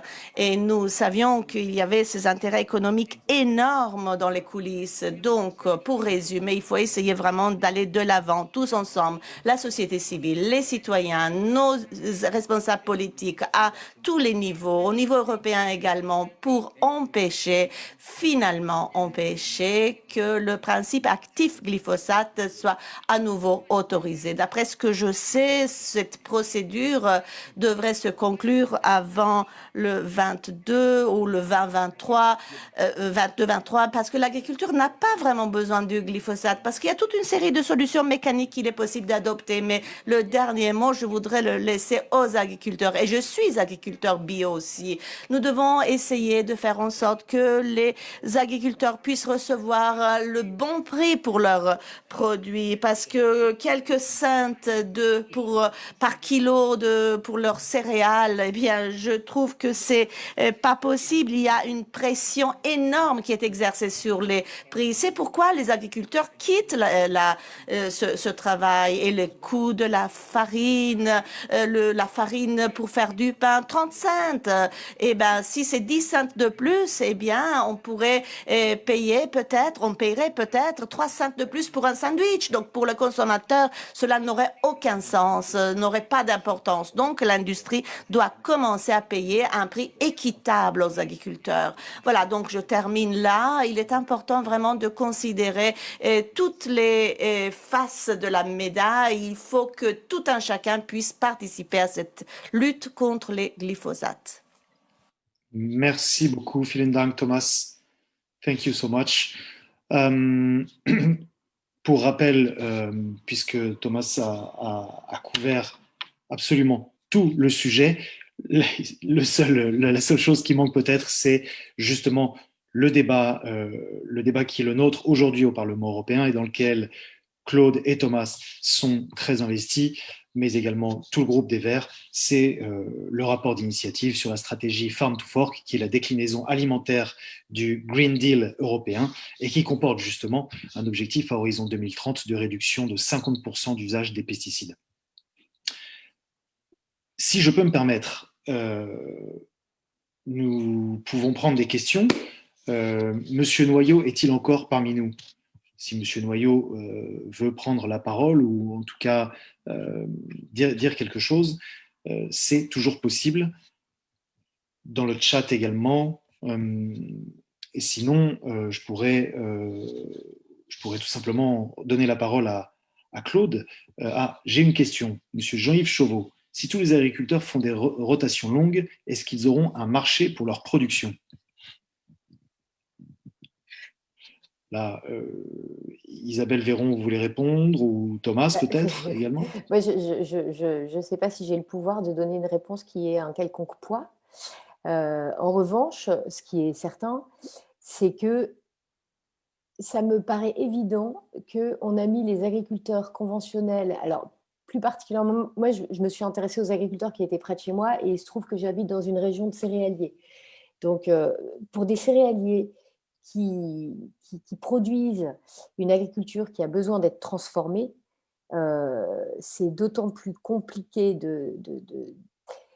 d'allonger la rotation, on va dire, qu'ils sont dans un système où autour d'eux, les coopératives qui leur achètent leurs produits peu à peu sont passées de coopératives de paysans, à l'origine c'était ça une coopérative, à des centrales d'achat tenues par des multinationales qui leur imposent blé, orge, colza ou certaines monocultures très précises. Et donc, c'est très compliqué pour certains agriculteurs de sortir de ça parce qu'on ne leur achète pas leur marché. Dans mon film, j'ai eu l'occasion d'interroger une agricultrice qui m'expliquait qu'elle sait que pour améliorer ses sols, elle pourrait mettre des protéines végétales comme des lentilles, par exemple, parce que ça lui permettra de mettre moins d'engrais, ça va casser le cycle des adventices, ça va répondre à beaucoup de questions, mais personne ne lui achète ses lentilles dans le coin. Donc effectivement, c'est en ça qu'il faut vraiment aider les agriculteurs qui sont de bonne foi, parce qu'après, il y a beaucoup aussi d'agriculteurs qui sont dans un modèle qui leur convient et qui n'ont pas envie d'en changer. Mais ceux qui ont envie de changer, parfois, ils n'ont vraiment pas de filière pour le faire. Donc, c'est effectivement très compliqué. Et Donc, encore Thomas... une fois, si... Enfin, de ce que j'ai compris du problème, après, je ne dis pas que je suis une grande spécialiste, mais ce qui m'a sauté aux oreilles en donnant la parole aux agriculteurs, c'est que si on arrêtait d'importer des produits qui contiennent d'énormes résidus de glyphosate en jouant sur ces fameuses limites maximales de résidus, comme on en parlait tout à l'heure, forcément, on serait obligé de développer des filières.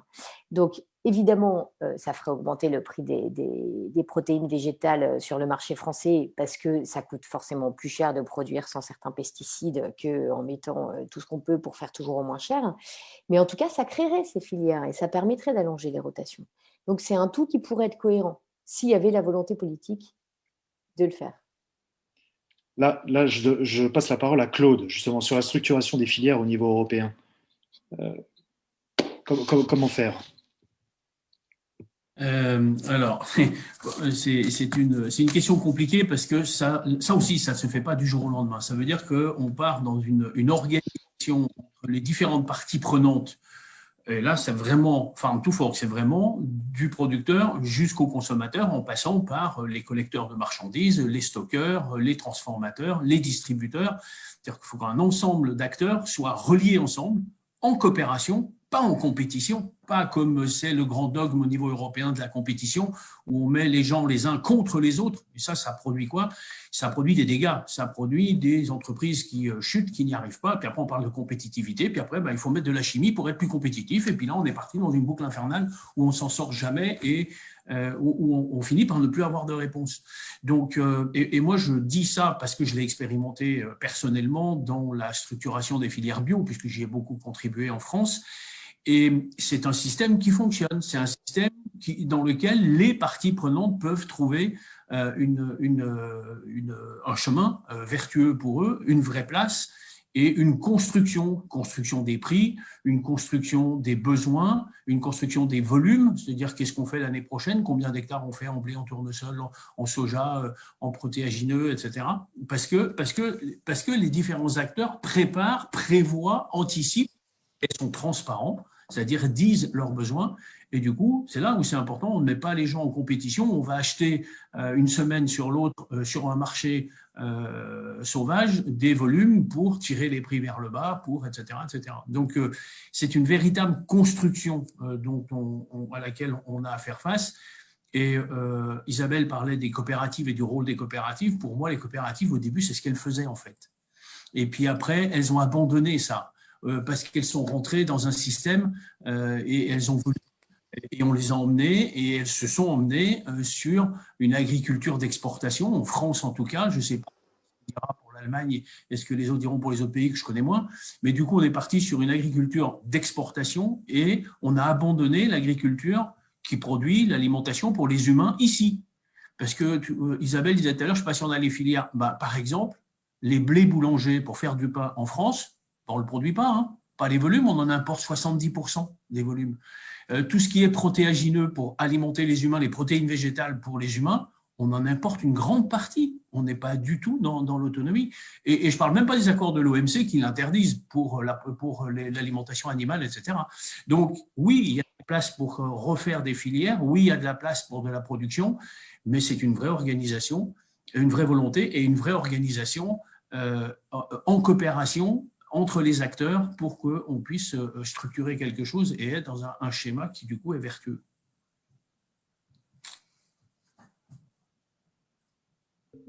On ne vous entend pas. Monsieur Philippe Noyau, oui, la parole est à vous. Est-ce que je pourrais juste vous demander de faire une vraie question? Allez-y, on vous écoute. Je demanderai à Thomas Weitz. C'était juste pour apporter un petit… Sur les protéines, on est en train de créer… On a déposé auprès de l'Europe et auprès de l'État français, parce que je suis aussi dans une organisation professionnelle, et justement, entre 4 régions qui sont Normandie, Bretagne, Pays de Loire et région centre, pour créer des filières de légumineuses à graines pour l'alimentation humaine, justement pour créer ces filières, parce qu'on importe 70% de nos graines et c'est inadmissible. Je suis tout à fait d'accord avec le débat qui s'est institué sur cette thématique-là. Donc, avec dedans toute la filière jusqu'à la consommation, jusqu'à la restauration collective. Voilà, c'était juste pour apporter un apport et je suis content que vous en ayez parlé. Nous, personnellement, on cherche des légumineuses justement pour rentrer les légumineuses dans l'assolement parce qu'on n'en a pas assez, pour diminuer effectivement l'achat d'azote, de l'azote pour que ce soit le sol qui nous apporte l'azote. Voilà, je n'ai pas de questions à poser forcément, mais c'est ce que je voulais vous dire, moi, globalement, nous, on a une vision globale. C'est-à-dire que ce n'est pas une vision seulement sur le glyphosate, c'est une vision sur l'entreprise globale pour en même temps gagner sa vie et protéger l'environnement et aussi humainement que ce soit supportable. Qu'on ne soit pas tout le temps en train de gratter nos champs et pour avoir un peu une vie comme tout le monde. Voilà, c'était juste ça l'apport. C'est vraiment une vision globale en même temps la production d'azote, en même temps l'allongement de l'assolement, puisque effectivement, nous, on est à 8 productions. Mais on se cherche encore. Nous, la solution, là, on va racheter une petite charrue pour labourer, on appelle ça une charrue des chômeuses, pour essayer de supprimer ce glyphosate. Mais pour l'instant, on ne sait pas faire sans. On ne sait pas faire sans. Peut-être qu'on y arrivera, mais malgré qu'on ait une eau rotative, une hercétrie, on a acheté une bineuse caméra, et tout ça, il faut l'amortir, vous l'avez dit tout à l'heure, ça passera par l'aliment automatiquement qui sera plus cher. Mais je pense que si on gaspille un petit peu moins l'aliment, on pourrait peut-être payer un peu son aliment plus cher. Voilà, c'est juste ça. C'est un apport au débat. Et pour l'instant, j'espère que le glyphosate sera renouvelé en 2022. Écoutez, vous voyez en tout cas, Monsieur Noyau, qu'on peut être en désaccord et on peut avoir un dialogue pacifique entre écologistes et agriculteurs. Vous en êtes la preuve. Merci d'être parmi nous. Claude, tu voulais réagir. Moi, je voulais remercier Philippe d'abord de nous avoir rejoints dans ce débat parce que c'est important, même quand on est agriculteur et en conventionnel, de suivre des débats comme ça, partagés. Donc ça, c'est majeur. Moi, je voulais rebondir aussi sur des mots que Isabelle disait tout à l'heure sur la colère des paysans qui ne comprennent pas le glyphosate aux frontières. Moi, je partage complètement aussi cette colère parce que c'est pas juste. Et c'est là qu'on voit que les accords commerciaux ne sont pas complets et qui n'abordent qu'une partie des sujets et qui ne vont pas au bout. Parce qu'on parle des volumes financiers, voire des tonnes de production, mais on ne parle jamais du comment c'est produit et qu'est-ce que ça contient. Et du coup, on est en distorsion de concurrence avec les paysans européens et sur la valeur du produit, sur le prix. Et du coup, on est dans un système qui ne peut pas fonctionner et qui fait la course à l'empoisonnement de la planète pour rien, parce que juste, on n'est pas allé suffisamment loin dans les accords qu'on est en train de passer. Donc ça, c'est important. Je voudrais ajouter que moi, mon regard aussi, c'est d'être transparent vis-à-vis du consommateur et sur les produits alimentaires, les produits transformés, mais pas que, on peut parler de tous les produits alimentaires, qu'on affiche les résidus de pesticides présents dans les aliments. Parce que je ne vois pas pourquoi ce n'est pas dit, je ne vois pas pourquoi c'est absent. Sur les étiquetages, on met les ingrédients, on met alors, les qualités nutritionnelles sous toutes les formes, etc. Mais on omet, il n'y a pas quelque chose qui est dans le produit alimentaire, c'est des résidus de pesticides, ils sont aux normes, ils sont aux doses LMR, etc. Il n'y a pas de problème, mais pourquoi on n'informe pas le consommateur de la présence de résidus? Je trouve que ça serait une belle transparence. Du coup, ça remettrait les agriculteurs dans un autre état d'esprit dans leur modèle de production, parce qu'il y aurait une compétition juste entre les différentes qualités qui sont faites et par rapport à la question de la recherche aujourd'hui des consommateurs qui est quand même très importante sur la qualité des aliments qui a beaucoup bougé. Alors, Dieu sait si elle a encore... Si cette prise de conscience s'est accélérée post-Covid et maintenant on est vraiment sur des questions très très fortes sur ces sujets-là. Et ça permettrait aussi probablement de relocaliser plus la production alimentaire et de valoriser les productions locales et régionales d'une autre façon si on avait une transparence dans l'étiquetage qui allait jusque-là. Voilà ce que je voulais ajouter, Emmanuel. Si je peux me permettre, Thomas va devoir nous quitter. Thomas, est-ce que tu voudrais dire un dernier mot avant de nous quitter ?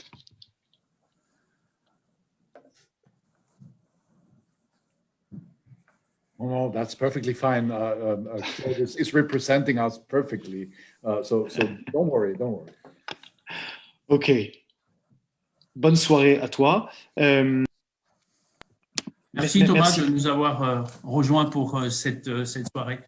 Merci Claude pour cette intervention. Il y a une dernière question de monsieur Jean-Yves Chauveau qui demande quelles sont les difficultés techniques pour produire ces légumineuses.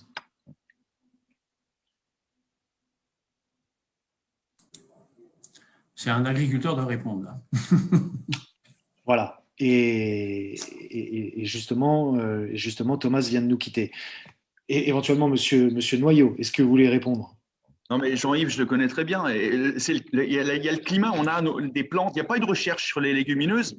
Et en fait, les plantes ne sont pas adaptées à notre climat, à des limons battants qu'on peut avoir dans notre région. Moi qui en région centre. Donc, c'est automatiquement la rentabilité qui pose problème. Pourquoi on ne cultive pas de légumineuses? Parce que peu de volume et peu de prix.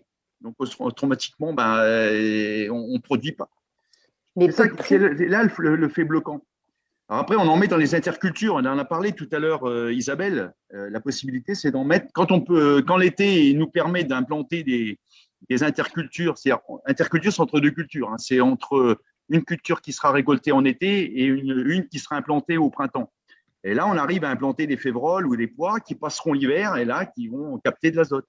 Mais on bloque sur le marché, c'est-à-dire produire des légumineuses avec donc, la technique et aussi le prix. Mais alors, moi, encore une fois, je ne voudrais surtout pas faire croire que j'ai toutes les solutions, parce que j'y connais pas grand-chose. J'essaie juste de comprendre moi aussi, mais ce qui est certain, c'est que vous dites que c'est pas rentable quelque part de faire des légumineuses, mais évidemment, puisqu'on en revient toujours à cette histoire de limite maximale de résidus, on ne peut pas être rentable quand on fait face à une concurrence où les légumineuses sont produits avec des tas de produits plus ou moins douteux à l'autre bout du monde. Et de ce que j'ai compris, dans des accords du GATT qui datent des années 60, l'Europe a complètement abandonné sa souveraineté protéineuse. Et les accords du GATT, tout à fait. Voilà, et ça fait moi j'ai entendu plein d'agriculteurs qui m'ont dit que ça fait des années qu'on nous promet un plan protéines, et là où je fais des petites connexions dans mon petit cerveau avec nos changements de comportement alimentaire, c'est que quand même globalement on est tous conscients qu'il faut qu'on aille vers moins de viande et vers plus de protéines végétales. Ces protéines végétales, on est prêt à les consommer. Moi, je ne comprends pas. Ça marche qu'en bio, parce qu'en bio, les prix correspondent à peu près à ce que ça coûte. Pourquoi c'est si compliqué d'avoir des vrais labels de référence sur l'agriculture conventionnelle de qualité? J'ai l'impression, encore une fois, ce n'est que mon avis, mais qu'on s'est bien tous fait enfler par la soi-disant agriculture raisonnée, où derrière le terme raisonné, chacun mettait ce qu'il voulait, y compris absolument aucun changement sur l'agriculture conventionnelle classique. Donc nous, consommateurs, on ne sait plus très bien comment faire pour trouver des bons produits, et finalement, il n'y a qu'en achetant bio qu'on est sûr d'avoir à peu près un produit dont on peut être sûr qu'il n'a pas de pesticides. Mais je voudrais faire le lien entre ce que vous disiez. Moi, je suis sûre qu'il y a un marché pour des protéines végétales en France à un prix correct, en conventionnel. Et Claude Gruffat, ce que vous disiez sur l'étiquetage, c'est très vrai, mais j'ai essayé d'y réfléchir beaucoup en discutant avec des agriculteurs. Qu'est-ce qu'on pourrait mettre sur les étiquettes? Le truc, c'est que vous avez vu déjà comme c'est compliqué aujourd'hui. Ouais, ça fait 2 ans que je travaille sur le glyphosate. Je me suis fait couillonner, vraiment, enfin, excusez-moi pour mon vocabulaire, mais je me suis fait avoir bêtement en achetant des steaks végétaux où il y avait le gros A du Nutri-Score en gros et le joli petit drapeau français. Et c'est seulement une fois chez moi que j'ai vu que le petit drapeau français, c'était pour, en gros, le packaging, mais que je ne savais pas d'où venait le soja de mes steaks végétaux. Mais j'étais folle de rage de m'être fait avoir si bêtement. Parce que je suis informée et que je sais qu'a priori, si on ne me dit pas d'où ça vient, ça craint. Et qui ne vient pas de France. Donc, pour en revenir à ces protéines végétales en France, je suis convaincue qu'il y a un marché pour qu'elles soient vendues à des prix corrects pour les agriculteurs. Le soja, c'est compliqué. Je reviens dans le débat. Nous, on en a fait l'an dernier. Heureusement qu'on a un petit peu d'irrigation. Le bord de route, on ne l'a pas irrigué parce qu'on ne veut pas qu'il y ait d'embrun qui aille sur la route. Il y avait 0 quintot. Et dans de la terre correcte, il y avait 0 quintot avec le climat qui change. Donc, à mon avis, le soja, dans les zones qui sont un peu séchantes, et malheureusement, ça remonte. Alors, peut-être au nord de la France, on pourrait en faire. Mais les régions moyennes et sud, le soja, ça va être très, très compliqué. Parce qu'il y a le problème eau à gérer en même temps. Ce que je vous propose, Claude, vas-y, je t'en prie. Mais après, on peut en débattre longtemps, mais c'est vrai que là, dans ce que Philippe vous abordait, il y a aussi la question des semences. C'est-à-dire qu'on a sélectionné des semences depuis 50 ans, 60 ans sur phytodépendantes, engrais dépendantes, mais pas concernées par l'eau, puisque en gros, de l'eau, il y en avait. Et puis là, on arrive à un moment où tout ça change. Et par contre, la sélection des semences, elle ne change pas. Et on ne repose pas des paradigmes différents pour effectivement aller vers des années de sécheresse. Mais c'est vrai pour le soja que vous évoquez. Je suis d'accord. Pour les céréales, c'est vrai pour des tas de choses.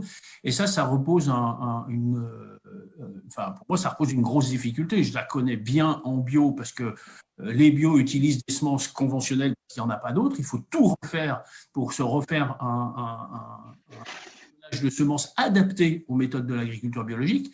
Et quand on parle de semences, on parle de dizaines d'années pour les faire. Et pour les acclimater, et pour les sélectionner, et pour les acclimater. Donc, c'est un travail de longue haleine. Donc, mais ce n'est pas où je vais dire que l'agriculture, ce n'est pas une question de court terme, c'est une question de long terme, voire de très long terme. Et là, c'est pour ça que les décisions qui sont à prendre, elles sont à prendre au bon moment. Il ne faut pas tarder. Et puis, il faut accompagner les décisions. Tout à l'heure, vous avez dit, le glyphosate, on va peut-être en sortir. Mais moi, je suis sûr que vous allez en sortir. Mais ça demande un accompagnement. Ça demande donc un engagement des agriculteurs de choisir le chemin de la sortie, mais ça demande un engagement des politiques pour accompagner cette sortie. Et ça se fait à plusieurs niveaux. Puis ça demande aussi que les consommateurs vous suivent. Mais ça, là-dessus, je ne suis pas inquiet parce que les consommateurs, aujourd'hui, ils sont plus que prêts. Ils n'ont pas assez de produits. Il n'y a pas autant d'offres que de demandes sur les produits bio, en tout cas non importés, c'est-à-dire produits en France. Donc là-dessus, on est à l'abri pour un moment. Mais il y a pas mal de paramètres à faire conjuguer pour que les choses avancent, c'est clair. Ce que je vous propose, c'est qu'on s'arrête là, parce qu'en fait, ça permet de voir à quel point le débat est complexe, mais l'horizon, le cap est fixé. On aura l'occasion d'en reparler de toute façon, puisque nous avons encore plus de 18 mois avant l'échéance du renouvellement ou non de cet herbicide connu sous le nom de glyphosate. Je vous remercie toutes et tous pour votre participation. Claude, un mot de conclusion peut-être ? De remerciements, oui, et pour remercier tous les intervenants, et même ceux qui sont déjà partis, qui ne sont plus là, d'avoir pris du temps pour préparer du débat et puis être dans cet échange ce soir. Remercier l'organisation d'Emmanuel et d'Antoine autour de moi pour avoir organisé cette soirée et ces échanges. Et puis remercier nos interprètes qui nous permettent de faire une réunion européenne, vraiment, donc, avec les différences de culture européenne, dont la langue fait partie. Donc, merci aussi pour cette partie-là. Voilà, et bonne soirée. Et j'espère qu'on pourra poursuivre des échanges sur le même ton, la même écoute, avec des sujets tout aussi passionnants autour de ces questions-là. Bonne soirée. Merci beaucoup. Bonne soirée.